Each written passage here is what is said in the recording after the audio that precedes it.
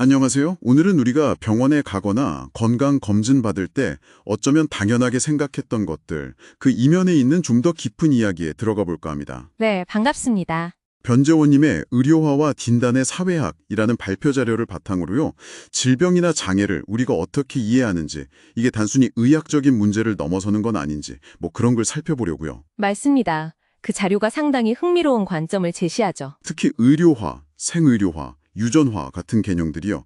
이게 우리 경험이나 정체성에 어떻게 영향을 미치는지 좀 파헤쳐 보면 좋을 것 같아요. 네, 좋습니다.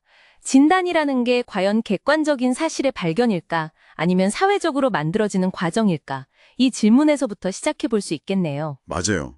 변재원님 자료는 후자의 관점에서 이야기를 풀어가죠. 네, 보통 장애 모델하면 의료적 모델, 사회적 모델, 이 둘의 대립을 많이 이야기하는데 이 자료는 거기서 한 걸음 더 나아가요. 아, 모델 논쟁 너머를 본다는 거군요. 그렇죠.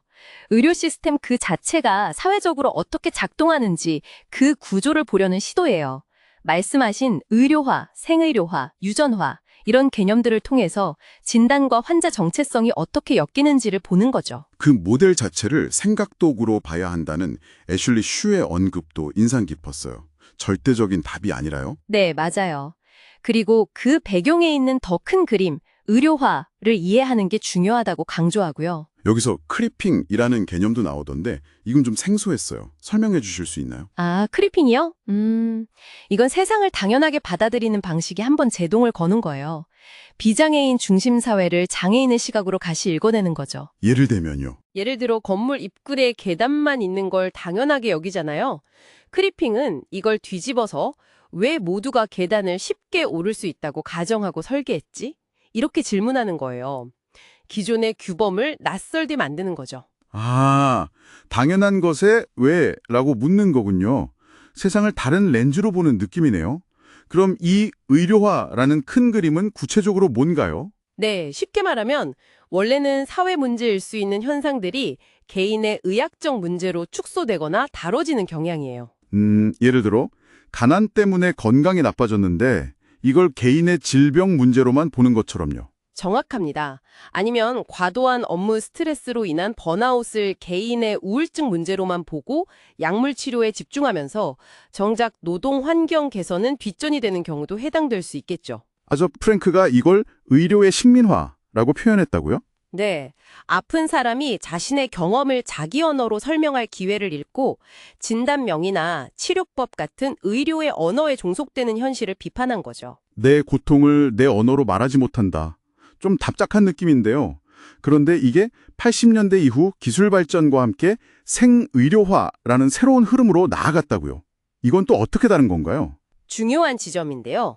생의료화는 기술 발전, 특히 생명공학이나 유전체학 같은 것과 신자유주의가 결합하면서 의료의 범위가 훨씬 넓어진 현상이에요. 범위가 넓어졌다니요? 초점이 단순히 질병 치료에서 건강관리, 위험관리, 심지어는 최적화, 옵티마이제이션으로 옮겨가요. 아, 그러니까 병이 없어도 관리를 하고 더 나은 상태를 추구하게 된다는 건가요? 네, 맞아요. 유전자 검사로 미래의 질병 위험을 예측한다거나 스마트워치로 계속 건강 데이터를 추적하면서 더 건강한 나, 최적화된 나를 만들려는 경향이죠. 의료와 산업이 더 밀접하게 결합하고요. 웨어러블 기기 같은 거 생각하면 딱 와닿네요. 건강 감시가 더 정교해지는 거군요. 이게 혹시 푸코가 말한 통치성과도 연결될까요? 스스로 건강을 감시하고 관리하게 만드는 힘 같은 거요. 정확히 보셨어요. 누가 강제하지 않아도 스스로 건강 데이터를 관리하고 최적화하도록 유도되는 거죠.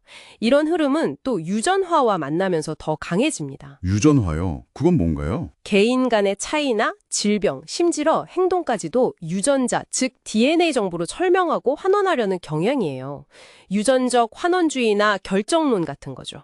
나는 이런 유전자를 가졌으니 이럴 수밖에 없어 라든지. 아, 모든 걸 유전자로 설명하려는 거군요.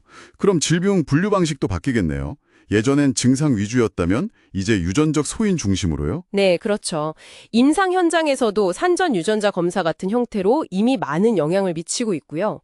여기서 또 생물 사회성이라는 재미있는 현상이 나타납니다. 생물 사회성? 그건 또 뭔가요? 특정 유전적 특징을 공유하는 사람들이 그걸 기반으로 어떤 커뮤니티를 만들고 정체성을 형성하는 거예요. 예를 들면 희귀질환 유전자를 가진 사람들이 모여서 정보를 나누고 서로 지지하는 그런 건가요? 네, 바로 그런 거죠.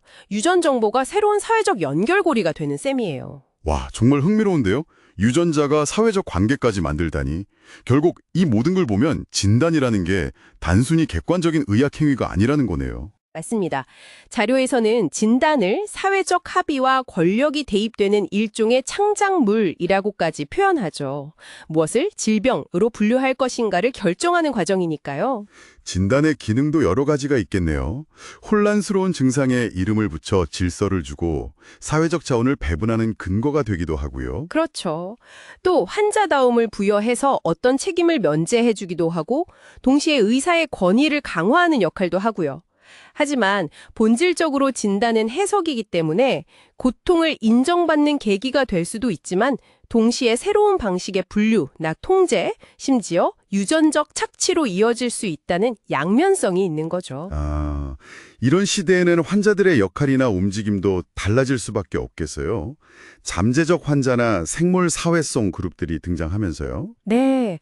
환자 단체들이 연구기금을 모으거나 정책 변화를 이끌어내는 긍정적인 역할도 하지만 가끔은 너무 기초 연구나 첨단 치료법에 집중하다 보니 현재 고통받는 환자들의 일상적인 필요가 소외되는 긴장 관계도 존재해요. 그런 문제도 있군요. 네, 그래서 최근에는 증거 기반 행동주의라고 해서 환자들이 직접 과학 지식을 학습하고 연구 과정에 참여해서 전문가로서 목소리를 내는 흐름도 중요해지고 있습니다. 환자들이 직접 전문가로 나서는 거군요. 그렇죠. 스스로 데이터를 분석하고 대안을 제시하기도 하고요. 오늘 정말 많은 이야기를 나눴네요. 의료화, 생의료화, 유전화. 이게 단순히 의학 용어가 아니라 우리 몸과 건강, 정체성을 이해하는 방식을 근본적으로 바꾸는 거대한 사회적 과정이라는 걸 알 수 있었습니다. 네, 진단은 결코 중립적이지 않다는 점, 그리고 환자들 역시 이런 흐름 속에서 수동적인 존재가 아니라 능동적으로 관계 맺고 저항하며 스스로를 만들어가는 주체라는 점을 기억하면 좋겠습니다. 오늘 나눈 이야기들이 어쩌면 당연하게 여겼던 건강, 질병, 정상성에 대해 다시 한번 생각해보는 계기가 되었으면 좋겠네요. 네. 혹시 일상 속에서 또는 내 건강을 관리하는 방식에서 의료화되거나 유전화되고 있다고 느껴지는 부분은 없으신가요? 오늘 이야기한 개념들이 알게 모르게 어떻게 영향을 미치고 있는지 잠시 떠올려 보시는 것도 의미 있을 것 같습니다.